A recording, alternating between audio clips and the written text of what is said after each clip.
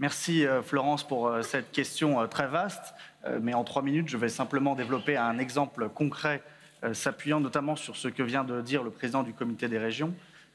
Comment nous pouvons faire plus avec les collectivités locales contre le changement climatique et pour le développement durable. Je suis maire d'une ville de 14 000 habitants en Bourgogne, dans le massif du Morvan, et comme un tiers des communes françaises, nous sommes propriétaires de forêts. 40% de la surface de l'Union européenne est couverte de forêts, et pourtant, la forêt n'est pas mentionnée en tant que telle dans les traités et la politique forestière reste encore assez embryonnaire de l'Union européenne.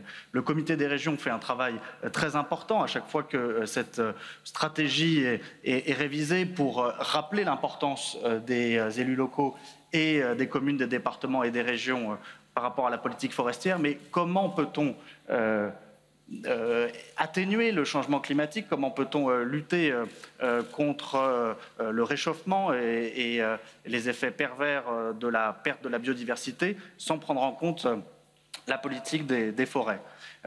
Aujourd'hui, ce secteur est relativement délaissé, en tout cas il est laissé aux États membres.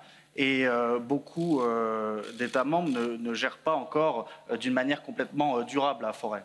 Alors, comment peut-on aller plus loin? Et c'est une question également sociale, puisque dans l'exploitation forestière, il y a bien souvent, et dans le Morvan c'est mon cas, l'exploitation des travailleurs forestiers, qui sont parfois des travailleurs intra-européens qui viennent sous forme de travail détaché ou autre, dans des conditions déplorables pour travailler là où parfois les citoyens nationaux ne veulent plus travailler.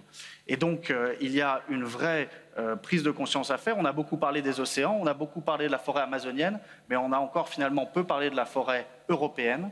Il y a des mesures notamment sur la transparence de cette gestion, avec l'information du public plus large. Aujourd'hui, quand on est citoyen, il est extrêmement difficile de savoir comment une forêt privée va être gérée, ou même une forêt publique, de savoir si on va tout déforester ou si on va avoir une gestion beaucoup plus raisonnable. Et puis j'ai entendu aussi la proposition de la Commission du Green New Deal, d'un investissement au plus près des territoires pour combattre le changement climatique.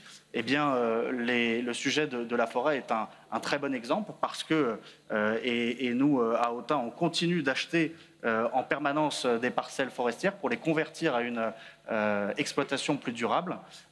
Et donc, il faut que l'Union européenne se saisisse davantage de ce sujet, davantage aussi avec les élus locaux, et faire que si la forêt de tout temps a été un investissement, qu'elle continue à être un investissement, mais qu'elle soit vraiment un investissement durable. Et je pense que sur ce point, il y a une vraie marge de progression.